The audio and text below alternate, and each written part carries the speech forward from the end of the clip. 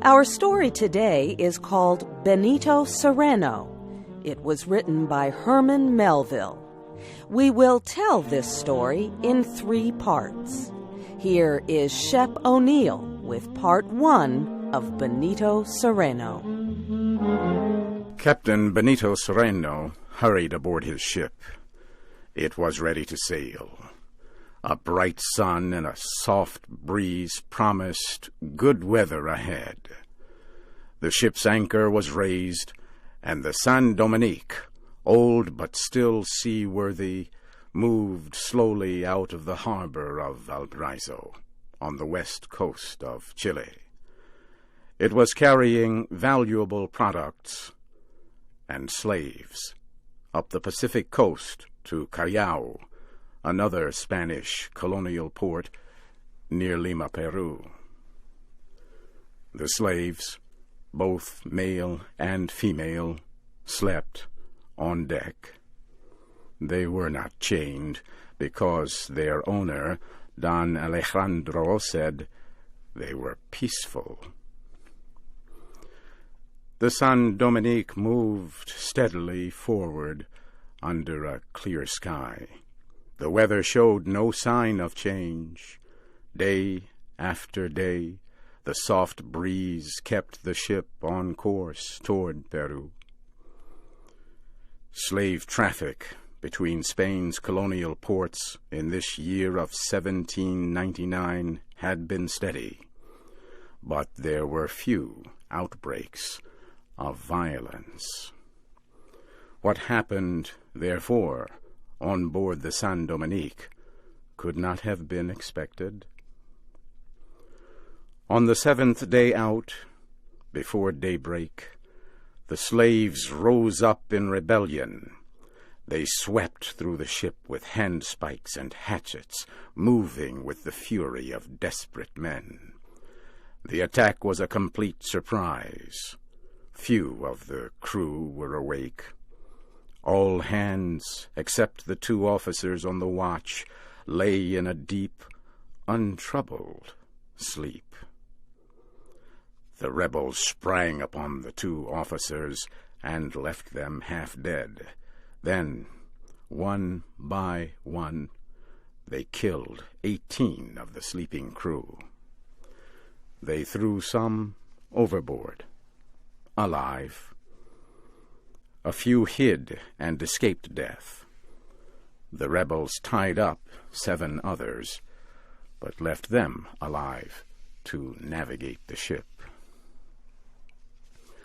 As the day began to break, Captain Cereno came slowly, carefully, up the steps toward the chief rebel leader, Babo, and begged for mercy.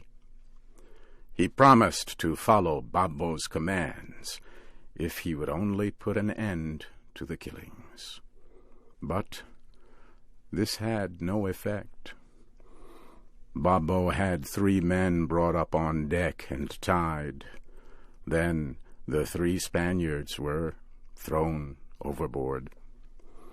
Babo did this to show his power and authority, that he was in command.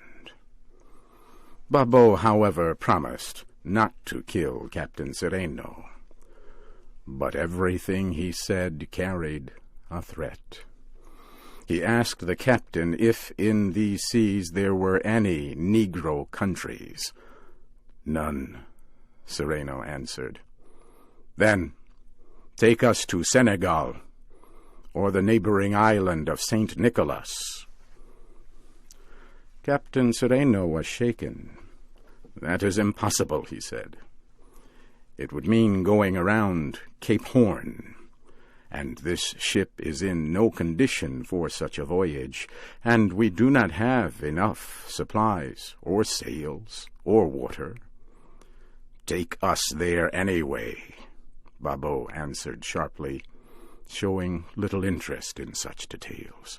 If you refuse, we will kill every white man on board. Captain Cereno knew he had no choice. He told the rebel leader that the most serious problem in making such a long voyage was water. Babo said they should sail to the island of Santa Maria, near the southern end of Chile. He knew that no one lived on the island, but water and supplies could be found there. He forced Captain Cereno to keep away from any port. He threatened to kill him the moment he saw him start to move toward any city, town, or settlement on shore. Cereno had to agree to sail to the island of Santa Maria. He still hoped that he might meet along the way, or at the island itself, a ship that could help him. Perhaps, who knows, he might find a boat on the island and be able to escape to the nearby coast of Arauco. Hope was all he had left, and that was getting smaller each day. Captain Cereno steered south for Santa Maria. The voyage would take weeks. 8 days after the ship turned south, Babo told Captain Cereno that he was going to kill Don Alejandro, owner of the slaves on board. He said it had to be done. Otherwise, he and the other slaves could never be sure of their freedom. He refused to listen to the captain's appeals, and ordered 2 men to pull Don Alejandro up from below and kill him on deck. It was done as ordered. 3 other Spaniards were brought up and thrown overboard. Babo warned Cereno and the other Spaniards that each one of them would go the same way if any of them gave the smallest cause for suspicion. Cereno decided to do everything possible to save the lives of those remaining. He agreed to carry the rebels safely to Senegal if they promised peace and no further bloodshed. And he signed a document that gave the rebels ownership of the ship and its cargo. Later, as they sailed down the long coast of Chile, the wind suddenly dropped. The ship drifted into a deep calm. For days it lay still in the water. The heat was fierce, the suffering intense. There was little water. That made matters worse. Some of those on board were driven mad. A few died. The pressure and tension made many violent, and they killed a Spanish officer. After a time, a breeze came up and set the ship free again, and it continued south.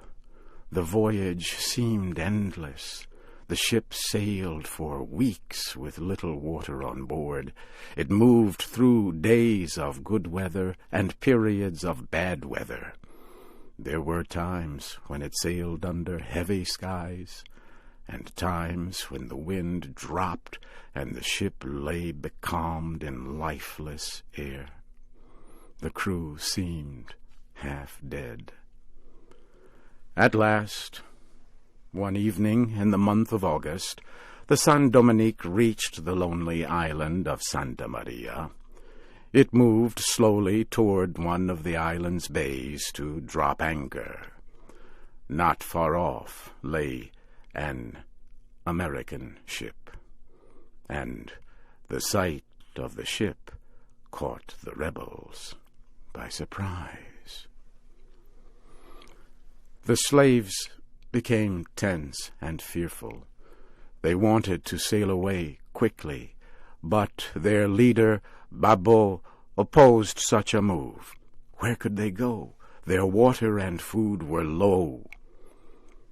He succeeded in bringing them under control, and in quieting their fears, he told them they had nothing to fear, and they believed him. Then he ordered everyone to go to work, to clean the decks, and put the ship in proper and good condition, so that no visitor would suspect anything was wrong. Later, he spoke to Captain Cereno, warning him that he would kill him if he did not do as he was told. He explained in detail what Cereno was to do and say if any stranger came on board. He held a dagger in his hand, saying it would always be ready for any emergency. The American vessel was a large trade ship and seal hunter, commanded by Captain Amasa Delano. He had stopped at Santa Maria for water. On the American ship, shortly after sunrise, an officer woke Captain Delano and told him a strange sail was coming into the bay. The captain quickly got up, dressed, and went up on deck. Captain Delano raised his spyglass and looked closely at the strange ship coming slowly in. He was surprised that there was no flag. A ship usually showed its flag when entering a harbor where another ship lay at anchor. As the ship got closer, Captain Delano saw it was damaged.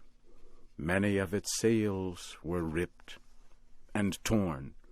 A mast was broken, and the deck was in disorder. Clearly, the ship was in trouble. The American captain decided to go to the strange vessel and offer help.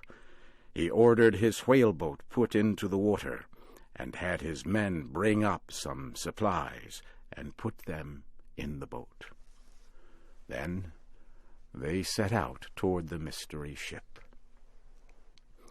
As they approached, Captain Delano was shocked at the poor condition of the ship. He wondered what could have happened and what he would find.